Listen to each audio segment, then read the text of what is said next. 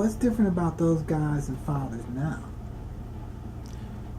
I think one of the things is that they had fathers who fathered them. Mm-hmm. And so they knew how to give love, and they also knew how to give discipline. They were in love with their wife, Mm-hmm. and it was just so obvious that they were in love with their wife that when the children saw that, well, that was the normal way to behave. It just was how it's supposed to be. And so the whole family loved. Mm-hmm. The strength is inside the man in his hardest times and his weakest times is when you see the strength. And I know that the men in the early generations, they went through some stuff.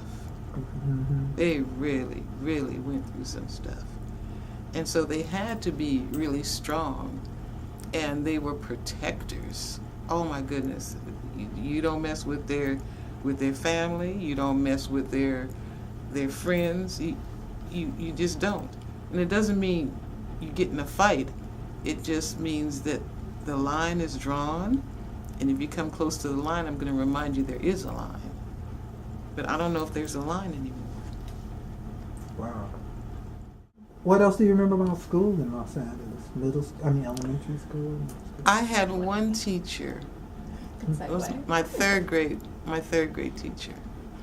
Her name was Mrs. Cutler, and she was a tough cookie. And where was this school? What school? Oh, what school was that? Is that Holy Cross? Oh yeah, it was. Okay. She was the third grade teacher at Holy Cross, yeah. And I was always in trouble. Because she was one of those take no hostages teachers, right? Mm-hmm. And I was always into something, and that was just kind of me. And she would use that little ruler, pop right on your hand, and I would just take it. I wouldn't cry. Wouldn't cry. And one time she says, "I'm going to pop you until you cry." And I just looked at her. My hand was red. I just looked at her. And finally she said, "You are incorrigible. I give up." And she walked away. And after that, no problem. Anything she wanted done, I did it. And just, I liked her after that, okay. And then later on, when I was in high school. Let me go back before we move on. What was it about you? Why did you like her after that encounter? Because she gave up? No, because she recognized that I had a choice. I could cry or I could not cry. And no matter what she did, she wasn't going to make me cry. And she realized, okay. Well, when I was in high school, she was running a tutoring agency. And I don't remember how we got in contact with each other, whether it was something at Holy Cross or something that I went to. And she invited me to come and help tutor.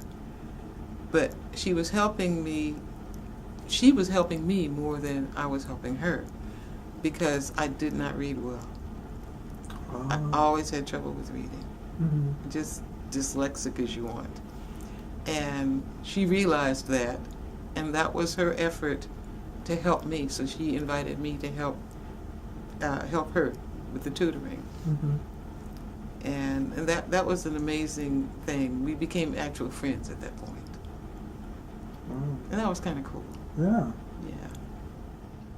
That have anything to do with you becoming an educator? Absolutely. Yeah. Yeah. I wanted to grow up to be Mrs. Cutler.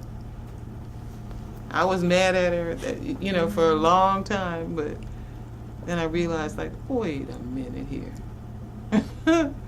Yeah. What point did you realize that? When I was in high school.